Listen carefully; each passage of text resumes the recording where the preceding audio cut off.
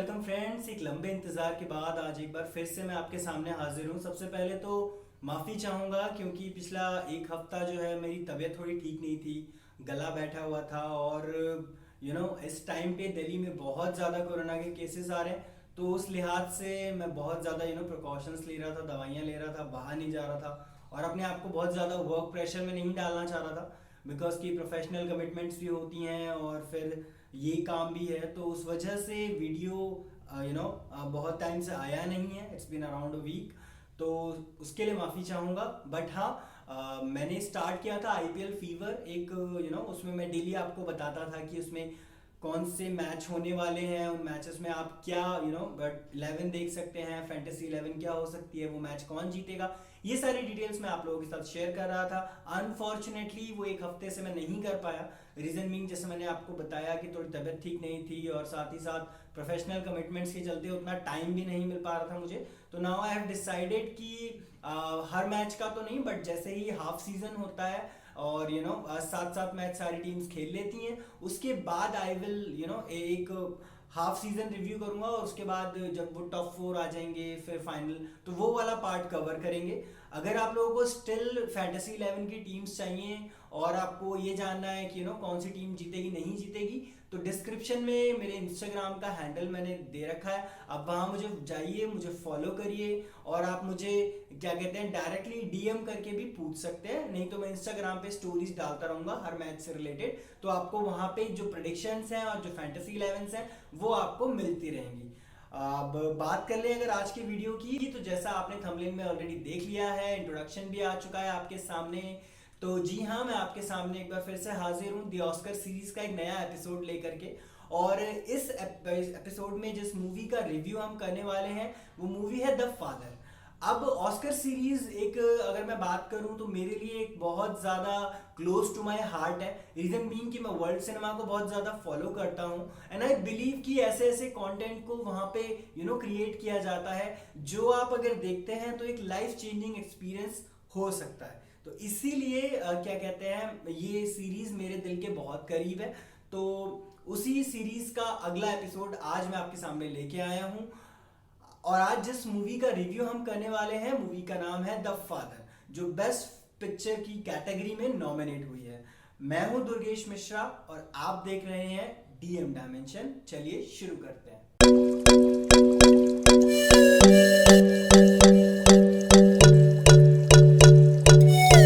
तो जैसा कि मैंने आपको बताया, द फादर जिस मूवी के बारे में हम बात कर रहे हैं बहुत ही इंटरेस्टिंग कॉन्सेप्ट है, ट्रस्ट मी।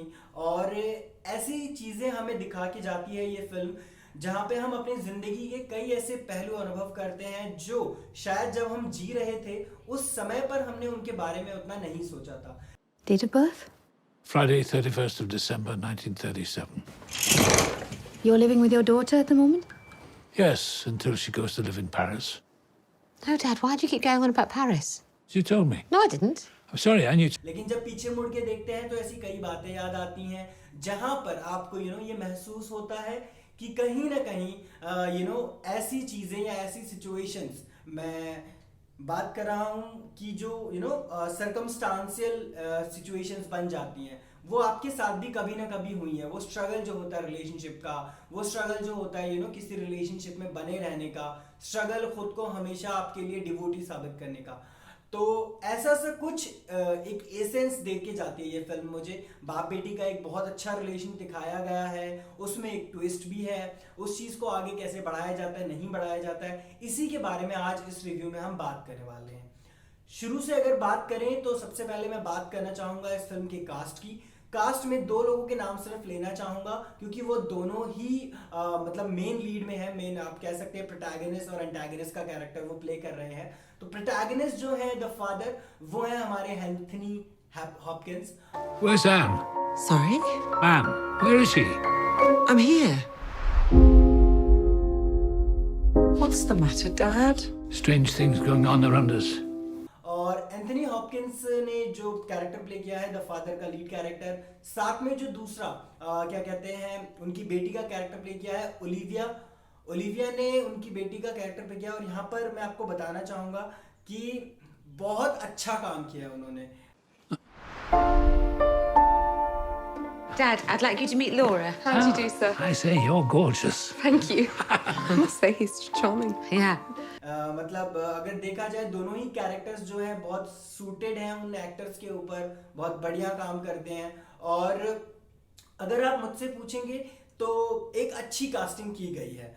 इसके अलावा अगर मैं आपको एक फन फैक्ट बताऊं, जो कि मैंने आपको बताया था शुरू में जब ये सीरीज में शुरू करा था कि आपको नए नए कुछ किस्से मिलते रहेंगे, तो आपको बताना चाहूंगा अगर आपको नहीं पता है अभी तक, तो एंथनी हॉपकिंस ऑलरेडी एक ऑस्कर जीत चुके हैं। उनकी एक फिल्म आई थी अराउंड 1993 में I believe, the silence of the lamb, उसके लिए उन्हें ऑलरेडी एक ऑस्कर मिल चुका है। बहुत अच्छे एक्टर हैं, कई बार नॉमिनेट भी हो चुके हैं, तो यहाँ भी वो बेस्ट एक्टर के लिए नॉमिनेट हुए हैं। और जैसा कि बाकी सारी फिल्में मेरा देखना अभी बाकी है, लेकिन हाँ एक स्ट्रॉन्ग कंटेंडर तो है।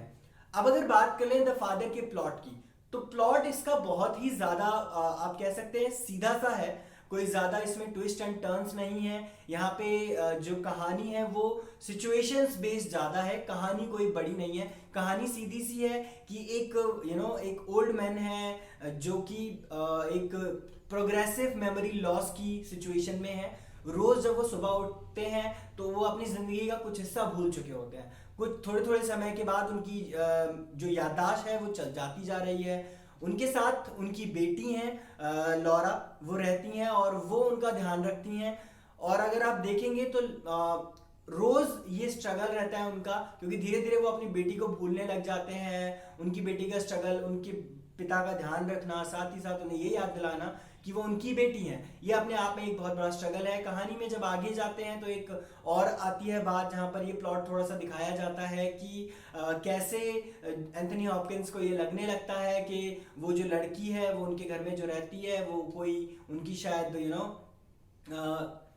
उनके यहाँ किराएदार है और उनका घर हथियाना चाहती है, अगर आसान भाषा में आपको समझाऊं तो ये पूरा प्लॉट है। आखिर में कहानी में क्या होता है, कैसे फिल्म आगे बढ़ती है, एंड किस तरह दिखाया गया है, ये रिलेशनशिप कैसे वर्कआउट करता है, ये सारी चीजें इस फिल्म का प्लॉट बताती हैं। पूरी कहानी आपको नहीं बताऊंगा क्योंकि मैं चाहता हूं कि आप ये फिल्म देखें। और ये फिल्म आप कहाँ देख सकते हैं इसका भी डिटेल मैं आपको डिस्क्रिप्शन में दे दूंगा, तो आप वहां पे देख सकते हैं। साथ ही साथ ये बताना चाहूंगा कि इस तरह की कहानियां, ये बहुत सिंपल स्टोरी लगती है, बट अगर आप इस कहानी को थोड़ा सा फील करेंगे, महसूस करेंगे, जब आप ये फिल्म देखेंगे आपको समझ आएगा कि आप अपनी डेली लाइफ के, जैसा मैंने इंट्रोडक्शन में बताया कि बहुत सारे ऐसे रिलेशनशिप होते हैं। आपका दोस्त के साथ हो सकता है, आपका बॉयफ्रेंड आपकी गर्लफ्रेंड हो सकती है, आपके फादर आपकी मॉम हो सकते हैं, आपके सिस्टर हो सकते हैं, आपके ब्रदर हो सकते हैं।